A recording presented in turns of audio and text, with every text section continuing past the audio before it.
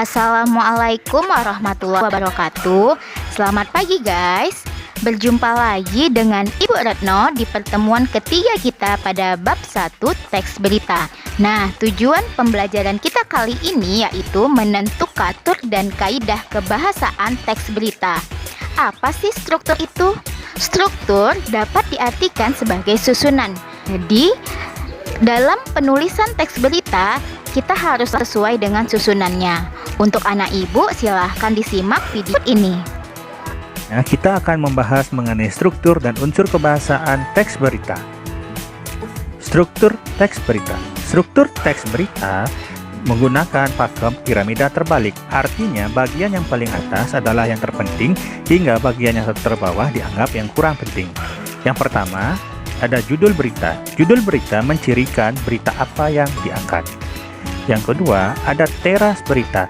Teras berita merupakan bagian yang paling penting. Teras berita sering juga disebut dengan lead atau kepala berita.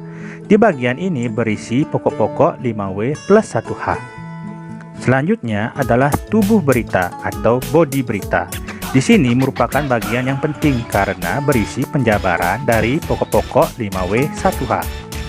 Sedangkan bagian yang paling terakhir adalah leg atau kaki atau ekor berita. Di sini merupakan bagian yang kurang penting karena bagian ini tidak berkaitan langsung dengan judul berita. Selanjutnya, kita akan berbicara mengenai unsur-unsur kebahasaan teks berita.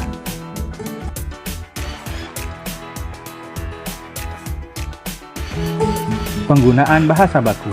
Bahasa standar lebih mudah dipahami oleh umum. Bahasa-bahasa yang bersifat populer atau yang kedaerahan akan dihindari oleh media-media nasional. Contoh bahasa baku, wisatawan, masyarakat, kualitas. Penggunaan kalimat langsung. Penggunaan kalimat langsung ditandai oleh tanda petik ganda dan disertai keterangan penyertanya. Penggunaan kalimat langsung terkait dengan pengutipan pernyataan-pernyataan oleh narasumber. Contoh, bantuan sudah ada tugasnya. Konjungsi bahwa. Konjungsi bahwa berfungsi sebagai penerang kata yang diikutinya. Hal itu terkait dengan pengubahan bentuk kalimat langsung menjadi kalimat tidak langsung. Contoh, Astrid mengatakan bahwa ibunya pingsan karena lelah. Kata kerja mental. Kata kerja mental berkaitan dengan kegiatan dari hasil pemikiran. Kata-kata yang dimaksud antara lain memikirkan, membayangkan, berasumsi, berkesimpulan. Contoh, polisi berkesimpulan bahwa korban diculik orang terdekat.